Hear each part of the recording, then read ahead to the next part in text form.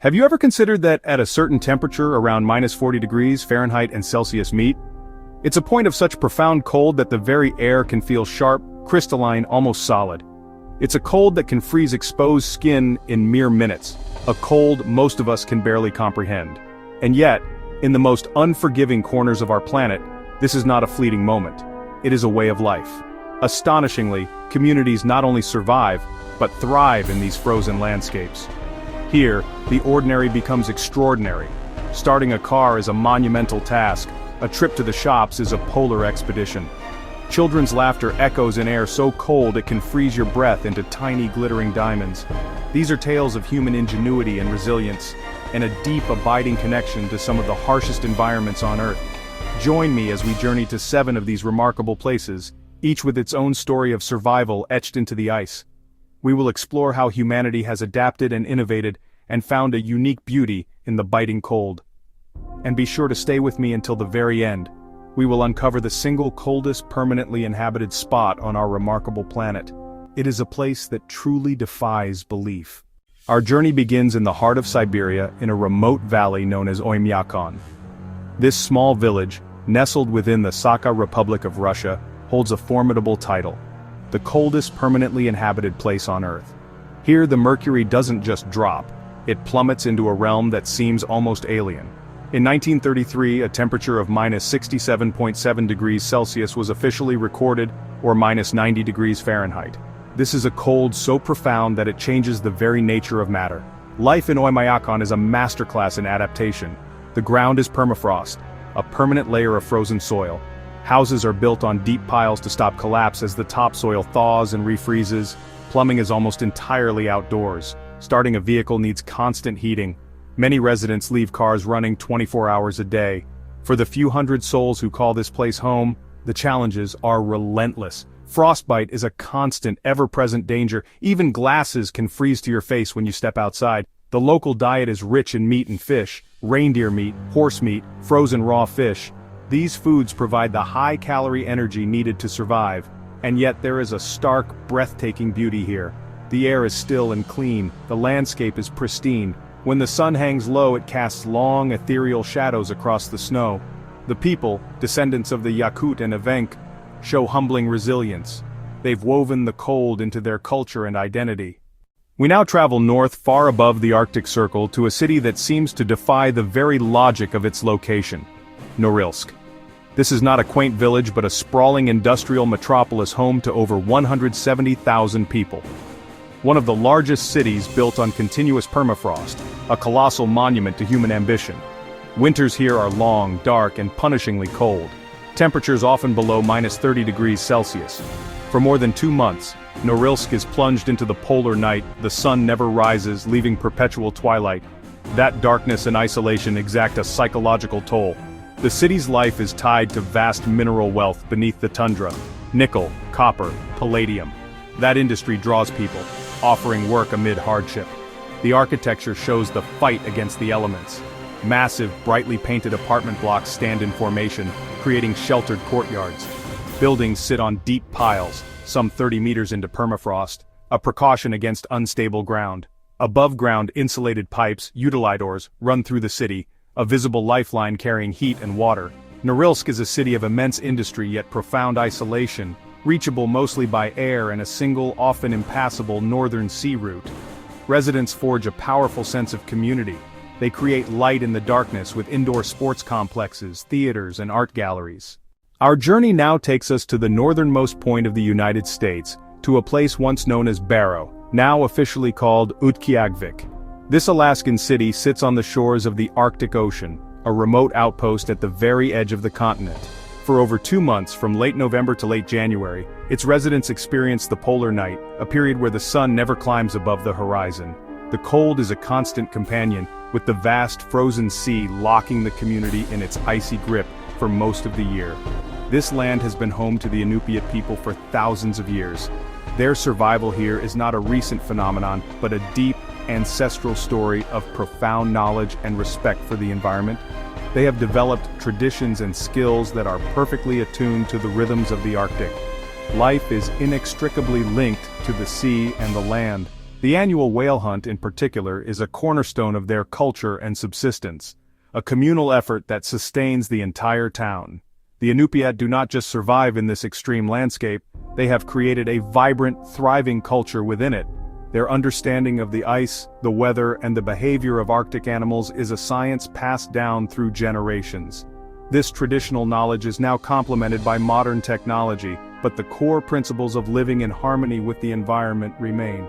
In Utqiagvik, the end of the polar night is a cause for celebration. When the sun finally reappears, its first rays glinting over the frozen ocean, the community gathers to welcome its return. We travel now into the vast subarctic wilderness of Canada to Yellowknife, the capital of the Northwest Territories.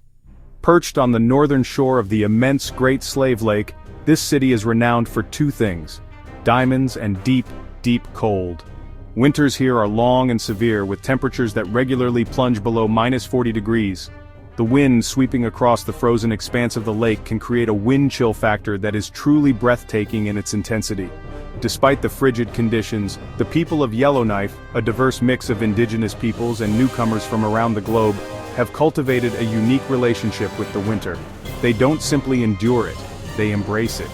The cold season is a time for activity and celebration. The frozen lake becomes a highway, with an ice road connecting the city to the community of Detta on the opposite shore. It becomes a playground for ice fishing, cross-country skiing, and snowmobiling.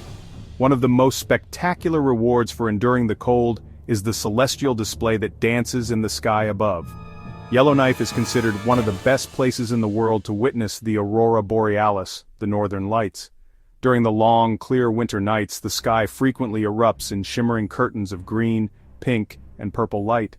This breathtaking natural phenomenon draws visitors from all corners of the globe, who come to sit in heated viewing stations or purpose-built aurora villages to gaze in wonder at the cosmic spectacle. The spirit of Yellowknife is one of hardy self-reliance and community. It's a frontier city, where the stunning beauty of the surrounding wilderness is matched only by its unforgiving nature. The residents have learned to prepare, to respect the power of the cold, and to find joy in the unique opportunities it presents. From the annual Snow King Winter Festival, where a magnificent castle is carved entirely from snow and ice on the lake, to the simple pleasure of watching the aurora, life in Yellowknife is a vibrant celebration of the North. We return to the vast, frozen expanse of Siberia, to a small town that fiercely contests Oymyakon's claim to fame, Verkhoyansk. Located deep within the Arctic Circle, this is another of the world's poles of cold. In 1892, the temperature here was recorded at a staggering -67.8 degrees Celsius, a fraction colder than Oymyakon's record. The lives of the roughly 1,000 residents of Verkhoyansk are dictated by this extreme climate. The town was originally established as a fort in the 17th century, and later became a notorious place of political exile. Today, its inhabitants rely on traditional practices for survival: reindeer breeding, fur trapping, hunting. These activities provide not only food but also the essential materials for clothing. From the Siberian wilderness, we now travel to a place that proudly embraces its chilly reputation: International Falls, Minnesota. Situated on the border with Canada, this town has trademarked the nickname the Icebox of the nation. Far from complaining about the frigid weather, the residents celebrate it. The cold is a source of civic pride. The pinnacle of this cold celebration is the annual Icebox Days Festival. This multi-day event is a quirky and joyous embrace of all things winter. There's smoosh racing, where teams of 4 strap their feet to a pair of skis and attempt to race in unison. There's frozen turkey bowling and the Freeze Your Gizzard Blizzard Run. The festival culminates in the construction of a massive snow and ice sculpture in the center of town, a testament to the community's creative spirit. International Falls demonstrates a wonderful human trait: the ability to find joy and create tradition in response to environmental challenges. It shows that a reputation for being the coldest spot in the nation doesn't have to be a burden, it can be a badge of honor. Our final destination takes us to northeast China, to the sprawling metropolis of Harbin. With a population of over 10 million people, this is by far the largest city on our list. It experiences a monsoon-influenced, humid continental climate, but its winters are Siberian in their severity, as frigid winds sweep down from Siberia. Harbin is world famous for one spectacular reason: the Harbin International Ice and Snow Festival. Each year the city transforms into a breathtaking fantasy world carved from ice and snow. Blocks of crystal-clear ice harvested from the frozen Songhua River are sculpted into colossal, intricate structures, entire buildings, massive castles, detailed statues forming a city within the city. It is the largest festival of its kind in the world, a jaw-dropping display of artistry and engineering. By night, the festival becomes even more magical.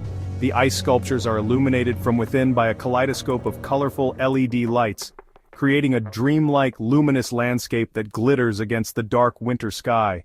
Millions of visitors flock to Harbin to wander through this frozen wonderland, to slide down enormous ice slides and to marvel at the sheer scale and beauty of the creations. It is a testament to what can be achieved with the very element that defines their harsh winter. Beyond the festival, life for the residents of Harbin is a yearly cycle of adapting to the cold. Street vendors sell frozen pears, hawthorns on a stick. Winter swimming in the frozen river is a popular, if bracing, pastime. Harbin shows us that even in a massive, modern city, the power of winter can be harnessed not just for survival, but as a source of immense beauty, economic vitality, and global renown. It is a magnificent fusion of nature's power and human creativity. From the profound silent cold of the Siberian taiga, to the bustling illuminated ice city of Harbin, we have witnessed something truly extraordinary. We have seen that for humanity, the harshest environments on our planet are not barriers, but invitations. They are invitations to innovate, to adapt, and to form communities of incredible strength and resilience. The human spirit, it seems, does not just endure the cold, it finds ways to draw warmth, light, and even joy from it, forging a life in places that seem utterly inhospitable. These stories are a powerful reminder of our species' remarkable ability to make a home almost anywhere on this diverse and often challenging planet. The ingenuity required to build a city on permafrost, the courage to hunt on the Arctic ice, the creativity to build a castle from a frozen river, it is all part of the magnificent tapestry of human existence. These communities don't just live in the cold, they are shaped and defined by it, embodying a toughness and a spirit that is truly inspiring. Which of these incredible frozen homes surprised you the most? Was it the sheer scale of Norilsk, or the celebratory spirit of International Falls? Let me know in the comments below. And if you found this exploration of human resilience as fascinating as I did, please show your support by liking this video and subscribing to the channel for more amazing stories about our world and the people who inhabit it.